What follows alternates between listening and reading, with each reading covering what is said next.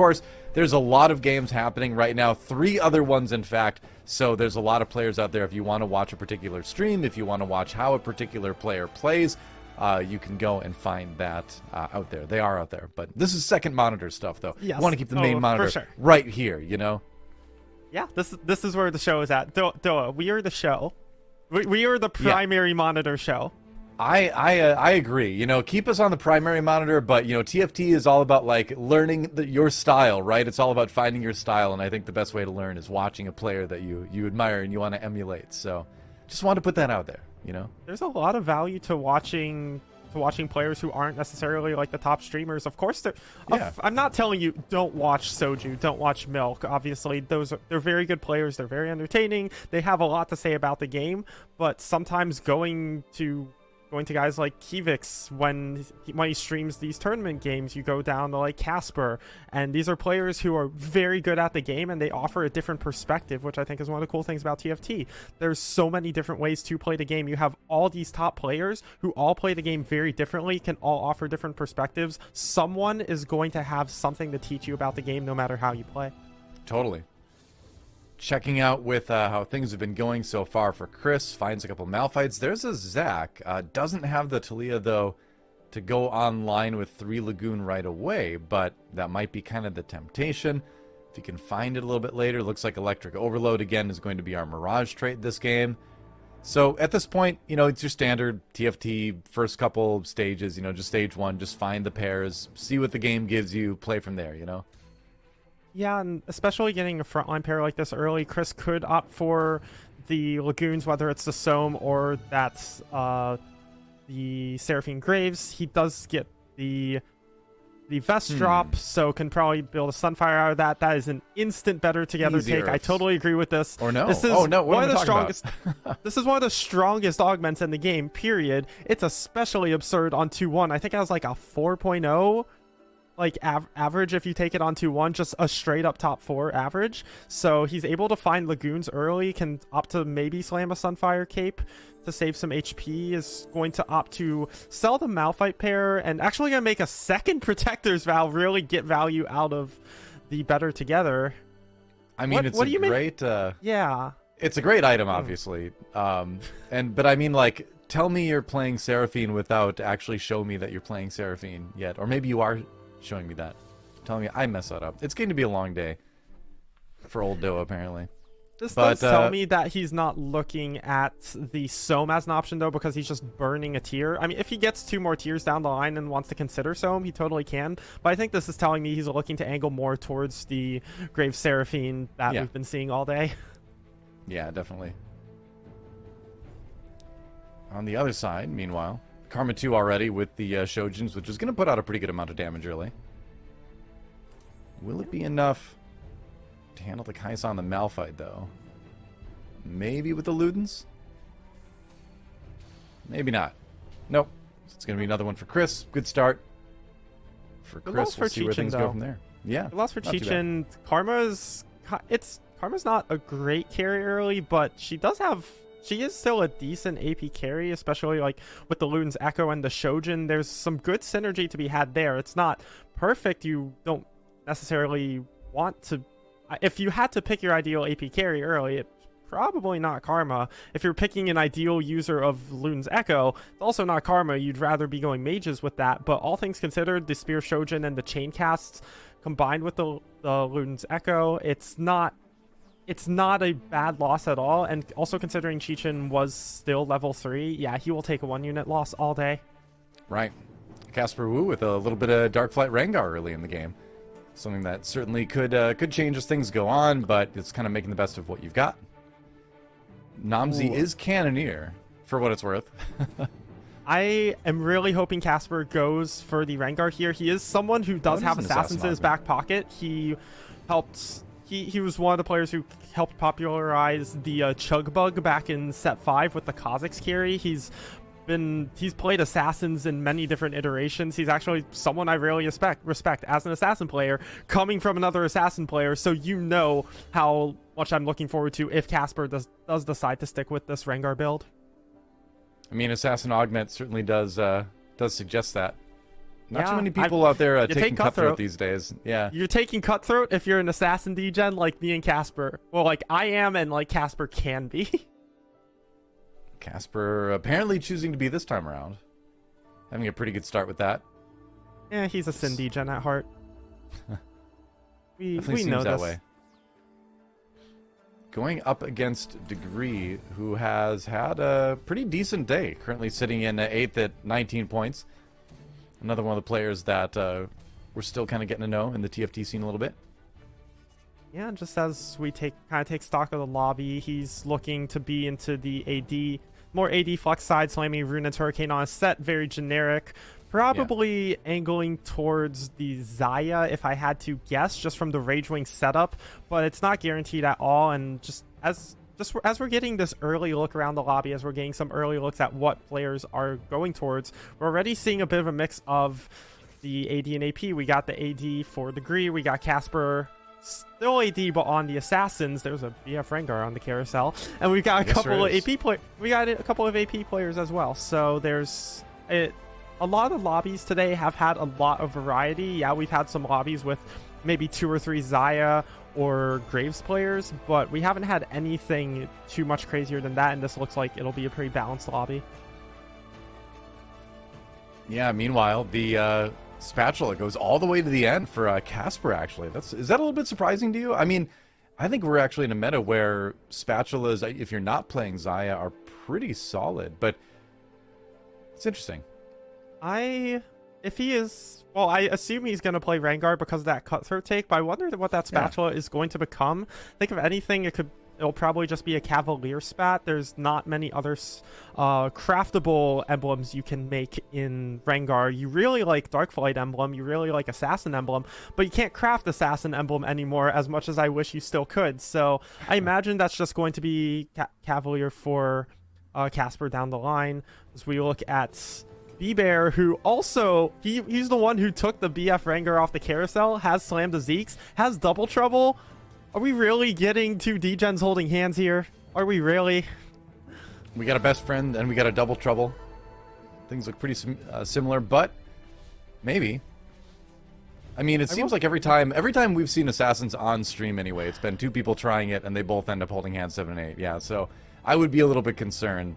Question is, after they stare each other in the eyes over that last round, like, who's gonna pivot? I wouldn't be surprised if we see something similar to, I believe it was game 1 yesterday, where Solus and, don't remember the other name, I'm so sorry, but those 2 players were looking to hold hands on Assassins, and then Solus pivoted out to Cannoneers. I'm wondering with the double trouble if BBEAR is going to be doing the same thing. Yes, he has the Rengar pair for now, but I wonder with that Zeeks, if he's looking at Casper with the Assassin augment very specifically, he just has the generic double trouble augment. He doesn't have to play Assassins. He could just play for Cannoneers and Aphelios. So I wonder if we're going to get another, oh, I'm contesting on Assassins, I'm going to pivot out to Cannoneers angle instead. I think it'd be the best idea. I mean, you don't want to get stuck trying to fight people for Rengars. So I think a pivot is in the works, but we'll see. Even as someone who frowns upon pivoting, I think in a tournament situation, you kind of do have to pivot if you're BBEAR here. You do, in such a small sample size, you do need to do what is best for you in this game. On ladder, if you're 2020, you never pivot. You keep your morals, you do not pivot, but in a tournament, you can't afford morals. Morals go out the window, you gotta pivot sometimes. Yeah, and I mean, especially because it's early enough in the game, too, where you can still make a pretty smooth pivot. I mean, we're not even to Krugs yet. We're finally getting there now, you know? So if you're going to pivot, this is the time to start laying the groundwork for it, you know? Astral start for Kurumx, as he's kind of one of those players that's barely on the outside looking in for the top 8. Certainly playing through some adversity, having to be on a laptop, kind of on the run from the Hurricane at the moment. But making it all the way to the final day of the Dragon Cup, so certainly not letting it slow him down too much here. Finds a good amount of, good couple items here, but what are we going to do with it? Ooh, those are some good items. I wonder, since he has this Olaf on the board, if he's going to play around Double Trouble Olaf. He has really good items for it. Has a Bloodthirster, has a bow, depending on what items he wants to make with that bow. I've been a big fan of actually Titan's Olaf. he's going to choose to make the Ionic Spark for now, which also could indicate maybe more of an AP route. He did end up he is sacrificing the Olaf, looking to stack it up some, which I think indicates to me, yes, he's playing the Astrals for now, but he is looking to go for the Scale Scorn build eventually. Yeah, it's starting to seem that way. We have seen the Diana 3 pop up off and on. Meanwhile, we've got a Mage Zeri on the side for the Xienator. And eventually, you'd imagine, going in more of a Lagoon Mage's sort of direction with that. Obviously, the Mage Cap great on Zyra.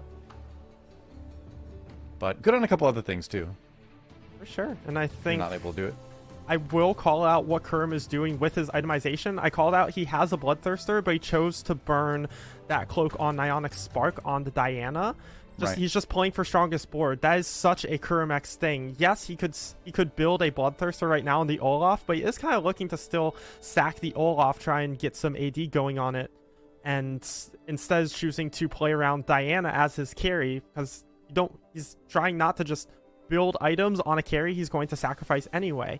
So yeah, sure. Choosing to just build items on the Diana. He's level 640 gold. Doesn't look like he's choosing to roll here. It looks like he's just opting to go for level 7, just have this boatload of econ from these Astrals. If he's healthy enough, he could consider 4-1 as is. The Diana should save him enough HP that he will be relatively healthy by the time he goes level 7. He's not going to be taking 2 battle losses, but it does look like he's just chilling for now, going to go level 7 on either 3-5 or 4-1. Yeah, I mean, consistency has been the key for Kurumx throughout the career, for sure. It's ended up working well. That is about as scary as a Kaisa 1 gets over on the other side, though. But Cris is having some trouble. 64 HP at 3-2 is a little bit lower than you want to be in a lot of cases. 64 HP, but it's actually a pretty similar situation to Robin last game, where he's sacking a bunch of HP right now in order to, I believe, get into the Grave Seraphine on level 7, like 3-5 a little bit earlier, and try to stabilize there and try and punish the lobby a little. I just worry that he's going to miss, because you really want to be hitting a lot on that level 7 roll down. If you're getting 2-3-5, depending on your gold break points, you actually might not quite have enough gold to hit the full board you want, compared to if you have waited until 4-1. So right. Chris's spot has potential. I don't want to rule it out yet. It's just it's a bit risky and on the edge. Well, Kyivix playing Swift Shot. Decently strong board. Obviously, he's one of the players on the win streak here. Has a Graves in the shop, but doesn't really look like he's planning on playing around that, just based on the board, based on what he's constructed so far. Here come the Zeeks from BBEAR over on the other side. You know, I would try and take a guess at what Kyivix is playing. I have absolutely no guesses. When has anyone ever been able to guess what Kyivix plays? He is I call him not even a degen, he is a reroll madman. He will reroll literally whatever he wants. He'll find something or other and just somehow make it work. He won mid-set finale in set 6 off of that exact style. And ooh. I'm looking at this board, the units on it, I don't even know which of these units he's going to end up re-rolling, so we'll just see what he ends up playing later. I have no guesses. Well, we'll have to check in with it in a little bit. Who knows? Cris waiting to pick the waiting to pick the item, thinking about it a little bit. Decides to go for the bow. But down to 52 HP, it's going to be 3-5 like you were talking about, that he's going to try to stabilize. But it's going to need to be really stable to get back into the game here. Meanwhile, Degree up at 100 HP has not dropped a single one yet. Curious to see what's up there. Degree still on his 100 streak, but we're going to look at Cris go on the roll down. Has a relatively healthy 50 gold to work with. Really wants to look for the Seraphine 2 along with a bunch of other pieces, maybe a couple upgrades. That could be nice. Does find the Soam, but no tiers for it. Yeah, no mana items. Yeah, just no mana items. It doesn't look great. If you can finds a Seraphine pair, finds a Rakan 2. He finds 1 Graves and 1 Seraphine. He's probably chilling. It's just how deep does he want to dig for that? Not going to have quite enough time to dig that far. Just going to put the items on Seraphine for now. Especially going into Casper, who is level 6 with a relatively weak board. You know, this roll down was good enough. It's just not going to be good enough to beat the rest of the lobby necessarily. But yeah, just good enough for now. I mean, at least he's kind of given himself another round to sort of think about things. Presuming he wins this fight, which it looks like he will, that Rengar 1 just not going to be quite strong enough, it seems like. Yeah. And I do like his restraint. I think he recognized, I don't quite have the time to like just blindly roll and hope I hit what I hit. He's actually carefully considering his options, how much he needs to roll. Him saving that much gold is going to give him some breathing room to hit the rest of his board and not just be broke the rest of the game. You saw over in the corner, he got the Zac 2. There's another upgrade. Now he can just chill, wait for 1, and then roll down again, try and find Graves, and then just stabilize again. Good roll down from Cris. Even though it doesn't look perfect, he didn't hit everything he necessarily wanted. It was good enough. Hits the Seraphine 2 as well. So yeah, good enough. Right. And sometimes a roll down, that's all you need. Yeah, meanwhile, we have a Crypt Build Sohm on the other side for the Xienator. Xienator? Either way, this is something that you could swap out a little bit later. Yeah, either way, it's going to be someone that does a lot of damage if the cast happens. Oh, just like that. And that Sohm is getting ganged up on, but it still has to deal with this Kai'Sa, who does have a lot of mana. Blue buff. It's a little bit of AP, I suppose, from the Shojins, too. It's not you know, the perfect Kai'Sa item build, obviously, but all you need is a mana item and a Morello's, you know, in the mid-game, and Kai'Sa is going to do work for you, but you can always split that stuff up later. There's a Sohm. All right. Okay, there we go. For Chichin, it was kind of the opposite case of he did not necessarily have as much restraint. He rolled 2-0 to just try and find a board that, not just a board that stabilizes, but the board he's looking for that stabilizes. Wasn't able to hit it, lost 3-5, was able to pick up the win on 3-6 off that Kai'Sa too, but he's in a bit of a rough spot. He's much broker than Cris is, I imagine. We'll have to check in how much more Cris rolled. Let's get some nice gold here to bounce his econ back, but kind of an opposite tale of Cris having some restraint and Chichin not as much. Yeah, I mean, sometimes rolling the dice pays off. Meanwhile, the Xienator, we found out, has applied the Mage Cap to Zyra. So, yeah, just putting together a Lagoon Mage board here with one of the best Mage Cap options. Has the Sohm. Just looking for the third one. There's a few players hunting for it. Oh, but he finds it. And the Jace, too, on top of that. So, this board just got a whole lot stronger. This is a very unorthodox Sohm build right now. I imagine this is just what Xienator is working with. Just, hey, I don't have a blue buff. It's okay. We will, and I hit this Jace too, so we'll just roll with that. This is probably his strongest board, and not just tunneling on the standard 6 Lagoon.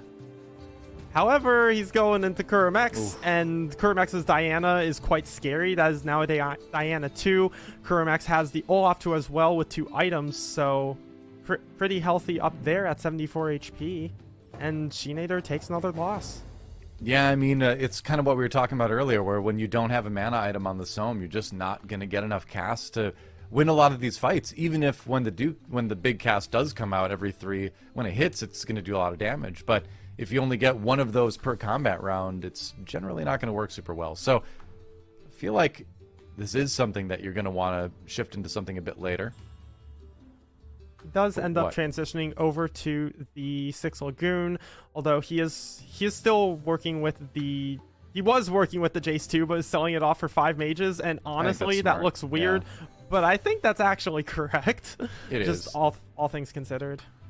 I mean, yeah, Jace 2 is a great unit, obviously, in a vacuum, but in something like this, the synergies that the power that you'll get from getting 5 mage 6 Lagoon synergy online is going to be a lot better. It's also going to be better from your front line too, since it's going to make Sylas get, you know, that much bigger of a shield. And with a Sylas 1, you need everything you can get. Yeah, it is one of those cases where the debate between like unit power versus synergy power. In this case, yeah, it's all synergy power. That Jace 2, specifically without items, like, it does something. Does it do more than putting a Vlad 1 on your board for 5 mage for your triple item Sohm 2?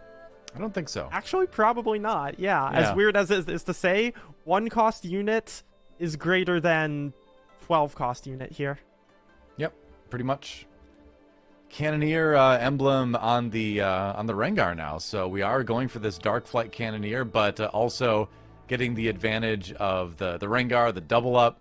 This build for BBEAR is looking really interesting, and it's going okay. 3rd in the lobby at the moment. Not on a win streak quite yet, but we'll see how he does against Kyivix. Cannoneer Rengar. You know, I would kind of like to see this Hand of Justice built that he has sitting on his bench built on the other Rengar. No, he doesn't want to do that because he wants the Cannoneer emblem on the Rengar when it combines, and then he can get the Hand of Justice on. So, there's this is the version of the build I actually haven't played enough just to have never really hit Cannoneer spat. So, him holding hands with Casper, it looks like still. Yeah, for the moment. Looks okay though. As the choices come out, Cris manages to find Graves with a chain vest. Could just be using the chain vest. We'll see. Yeah, I imagine by this point there's a solid chance he has already hit a Graves, so there's either a Graves pair or that just is the Graves he is missing. So we'll see where that goes later. For now, back with Casper, who is just pushing level 8, recognizing, hey, I'm contested, I can't reroll. I do, however, am able to find 6 Rengars on level 8, is able to find the Swain, but I don't think he'll really be able to make... Will he be able to make use of this? He doesn't have double trouble, but it's hard to fit this right now. You can drop the Twitch and the Hecarim, but I don't even know if it's necessarily stronger. Yeah, we'll see. casparwu, meanwhile. Yeah. All right. Yeah, I don't think it is. This is something I actually just recently picked up. The Darkflight Essence tech with this comp, you actually don't play Swain with it because you want as many units on the board as possible. Swain is it's 1 unit, but it takes up 2 slots, so that's just a 1 less unit dying to spread the Darkflight Essence stacks around the board. So just having as many units as possible gets a lot more value out of that build specifically. If you can find the Darkflight Essence when you're building around the Zeke's Herald, you really want to get that Swain in because the number of units on the board doesn't matter as much, and Swain is a really good frontline when you're not trying to have as many units on the board as possible. Right. Meanwhile, Kyivix, you mentioned the rerolls. Well, he's got a Twitch 3. He's on the verge of Yone 3 here. You know, I've seen Yone reroll. I've never seen it with a Twitch 3. That is interesting. It is interesting. And he's got, and remember, Mirage is electric overload, so you really just want to try to get a lot of value out of melee units, right? Which this Yone is kind of doing, but the Yone still feels so fragile. Yeah. I mean, Kurumx just handles it easily. I don't know about this. I don't either, because he's playing for Mirage when electric overload is kind of generally accepted as the weakest combat Mirage. And if you're going to play around that, you can use the niche like Leona 3 tech, but Kyivix is not going for that. He's just going for a Yone reroll around a bad Mirage. Whoa. So I think it can get rough. The 100 gold. Does he take it? He's gonna do He's it. going for it. It's so hard to say no to 100 gold. I know. It is. I know. He just has to hit here. Let's watch the roll down. He needs to hit Olaf 3, probably Diana 3 as well, in order for that 100 gold take to be worth it. Yeah. He just has to hit the board. All right. I mean, if you can't do it with 130 something gold like he started with, I don't know what you do. And, you know, we saw this not work out so well. I forget who did it yesterday, but, you know, it's all kind of about... Okay. You need to have a meaningful... finds the Olaf 3. 79 gold left. That is very reasonable. Has 7 Dianas as well. Honestly, there's a world you just continue rolling for this Diana. He's going to keep rolling. Finds the Pantheon 2. That is a huge upgrade. Just 2 Dianas off now. 1 Diana off. Gold is the gold gonna pay off? Do it. There it is. There it is. Wow. 100 gold take, and it pays off. Finds the 2-3 stars. See, now that is Wow. the time you want to do that. Casanova and Crone talked about this a lot yesterday when they saw it in their game. But like when you get that 100 gold option, you need to have a meaningful and immediate way to put it to use. Otherwise, you're just giving up a lot of item components, essentially. So we saw it kind of picked in maybe not the greatest situation yesterday, whereas today, Kurumx picking it, perfect. Yeah, and I think I don't think this will result in a first unless he high rolls some items off, some really good items off carousel, like an ideal third Olaf item, because he sacrificed items in order to get those 3 stars. Eventually, once the rest of the lobby catches up, he is going to start falling off without those items, but he does have enough of a health advantage that I believe he can bleed out slowly enough to a top 3, potentially a top 2. Right. So, like you said, when you're taking that much gold, you need an immediate way to spend it and a meaningful way to power spike. Kurumx did exactly that. Yep, 74 HP in a win streak. He's one of the players in the overall scores that just needs to have 2 solid games to presumably make that top 8. He's sitting in 10th right now with 17 points. So if he gets, average like 5 out of both games, 27, that might be able enough to sneak in. Fatality. Oh no, Kyivix is dead. He tried. Yep, he did indeed. Like you said, you never know what the guy's going to reroll. It was fun to watch, but unfortunately for Kyivix, that's going to be the end of this game for him. Meanwhile, Rengar versus Zac here. Rengar gets a Titan's activation at the very end, and that's enough for Casper to take the round over Cris. Meanwhile, the Xienator. Xienator? We're figuring it out. Still working on... We're learning it live. Yeah. It's okay. Yeah. There's a lot of players. There's a lot of names. A lot of pronunciations. Anyway, Radiant Xienator. Interesting. I mean, the thing is, everything that he's doing right now is about giving that Sohm time to cast. And the problem is that Sohm is going to need a lot of time because it doesn't have any mana items.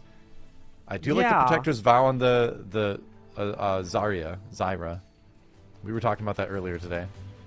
I really like the Radiant Xienator here, actually. It's not an item that players will usually take, but the thing about the Lagoon Sohm, it really, really wants... the comp itself is kind of lacking in frontline. Your frontline is a Malphite and a Silas. Yeah. There's no, like, big tanky frontline, so items like Xienator give a pretty significant boost to that front line, and a Radiant Xienator, it's not the best item in general, but is a solid option here for really bolstering your front line. All right, casparwu with the Zeke's grab, a couple Cannoneer emblems on the carousel. It's kind of interesting. Yeah, I was gonna say, does the Xienator take the Lagoon emblem here, and what does that allow him to do? He did end up taking the Lagoon emblem. I'm curious what substitution he kind of makes, or if he opts to go for 9 Lagoon. I don't think he's going 9 Lagoon. I don't think at this point. Does have level 9 to go for though, so you never know. Yeah, wait, is he level? Oh wait, he's 2 gold short. I'm sure he really wants to get that Bard in there, but yeah, he'd have to sell it to get to 9. That's a tragedy. Yeah. He's 2 gold short. He has to take out the Seraphine for now. Oh, Xienator, no. I mean, you keep Lagoon in. The question is, does the Bard one or the Seraphine one buy more time? And there's a Sohm that's going to be not wasting any time casting over there on the side of Chichin, and there's also a double mana item Zoe as well with Evokers. That's always going to be casting like crazy as long as she lives. That's a lot of damage, though, from that Sohm on the side of the Xienator, though. Okay, is he gonna stay alive? I think he's dead to math. No, Whoa! he lived! Oh my god! I was like, if that's the third cast, then he's okay, but... Okay. And casparwu and BBEAR out. Xienator might be able to top 4 out of this. The 2 Rengar players holding hands yet again. I wish I could say I'm shocked. I am not. Go next. Yep. Xienator did not die immediately after not being able to do math. So you know what? Take 2. He's got this now. I mean, it turns out the crit build ended up working out, right? But is it enough to get the Xienator a top 4? Now, he's one of the players that's kind of towards the bottom. 12 points. You really need 2 very good performances to be able to make it to the top 8. So even 4th may not be enough when it's all said and done. But at least you tried to get there. We'll see if Kurumx puts an end to this right now. Big damage coming in from the crits, but there's still a lot of living units on that side, and this may be the end of the line for the Xienator. You know, it looked like it was going to be last time, too. The crit comes through. This time, it's not quite enough. And that'll be it. 5th place? 4th place? It's 4th. Top 4. Sneaky top 4. Top 4. Okay, you know what? Wow. After not being able to do math, you take a top 4 there all day. I mean, that's legit, right? I mean, as someone who has an art degree, I feel for anyone who makes those math mistakes in game, because Lord knows I do constantly. As someone who has a music degree and is currently working on a second one, I feel bad for anyone that has to count to more than 4. Fair enough. Well, what do you think about the Ionic Spark for Degree here? Whispers board has been the play. We haven't gotten to take a look at Degree, and Degree's been using that Zyra with the Hurricane and the oh my gosh, the attack speed gun. You know what I'm talking about. Either way, this Zyra actually does quite a bit with these AD items. You wouldn't think it, but this build actually works out pretty well. Yeah, normally you're looking for the Ginsu's Rage Blade instead of this Rapid Fire Cannon on the Zyra, but Degree able to make it work, just got the 3rd place in, and we've got, like I called out earlier, this lobby had a lot of diversity in what it was playing. There were a couple players contesting each other, but for the most part, it's no more than 2. We've got Kurumx, who was on this Olaf, Cris, who has found Seraphine 3 playing into that Seraphine Graves, and Degree on the Zyra speaks to, yes, we have dominant comps, and those dominant comps have shown themselves at the top of the lobby, but no Xayah in this lobby, and yeah, that is just odd. There's a bunch of comp diversity. That is kind of interesting. I mean, it's one of those lobbies, I guess, where people just built into things before they had an opportunity to go Xayah. Didn't do that. Meanwhile, will this Yone be able to 1v2? Doesn't look like it. And that's not quite going to be the end of Degree, but it does take him down to sub 10 HP. On board with Cris now. And one thing I want to point out here that I really like is the Tempest emblem on Pantheon. We saw him grab that out of the Tome of Traits, and it's maybe not the thing that you'd be looking for the most here, but it is something that you can use to get that kind of middle of the round stun, which in these late game rounds, sometimes, you know, that can make the difference. Yeah, and I imagine just looking at this lobby complexion, Degree his board has fallen off a little bit. Like, yes, it got him to this point of getting a 3rd, but even with the Yasuo 2, Cris is starting to cap out. You lost to Kurumx's Ghost, which does not bode well for when Degree faces Kurumx himself, since the Ghosts are weaker than real players, and especially going into Cris. Cris is just so strong with the Seraphine 3. This is one of the best 3 stars in the game. You know, Degree on the... Is he still alive with last stand, or was that just... Wait. I was expecting him to die, but... Okay, there we go. Just delayed damage, okay. Okay, yeah, I was like, it's gotta just be the little delay, yeah. I don't think I saw Last Stand. I'm pretty sure I would have noticed that. Anyway, yeah, Cris now going into Kurumx. I actually don't know who wins this, although my guess would be Cris, just considering the power of A, this comp, B, the first we've seen it get all day, C, Seraphine 3 existing. Especially with Kurumx dedicating his Treasure Dragon to rolling for these 3 stars and securing that board that will beat up the rest of the lobby, Cris has outscaled him. It looks like Cris is just trying to put the bow on this game. I would tend to agree. We'll see how the round plays out. Olaf swinging away in the front lines there, but yeah, the damage just seems too much. You just don't notice the green bars really going down much at all. Yeah, and this looks like a Cris win. Yeah, it certainly does. Yeah, that didn't look close.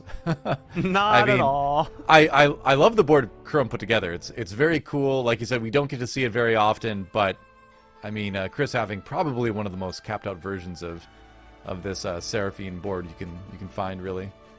What's it going to be for Cris? Going to grab the Evoker emblem, jump up to 4 Evokers that way, just get things casting a little bit quicker. Yeah, I don't think there's much for Kurumx to do here. I think you just take your second and you get out. that's Yeah, you're happy with that. Like, yeah. you know, Oh, we talked about this. Kurum absolutely. needs 2 solid results, and, you know, second, very, very solid, even gives him a little bit more breathing room maybe in the next game if it doesn't go quite as well. So, yeah, I think if you're Kurum, you're pretty hyped. Yeah, Chris, these are results that both these players really wanted. Chris really, he needed a good result, but he really would have liked the first to try and put him in the final lobby. And for Kurum, he just needed a solid result, a few points up on Chris, and a top 2 as your solid result. That is putting him at least 24 points. That is going to set him up very well to look at that final lobby. Yep. And that won't quite do it yet, but it seems all but academic is that one. Delayed Yeah, okay, damage. there's the Kurum. Delayed damage delayed again. damage again. Okay, I was going to say, yeah. But that's going to be it, and it will be a victory for Chris. Pretty cool to see.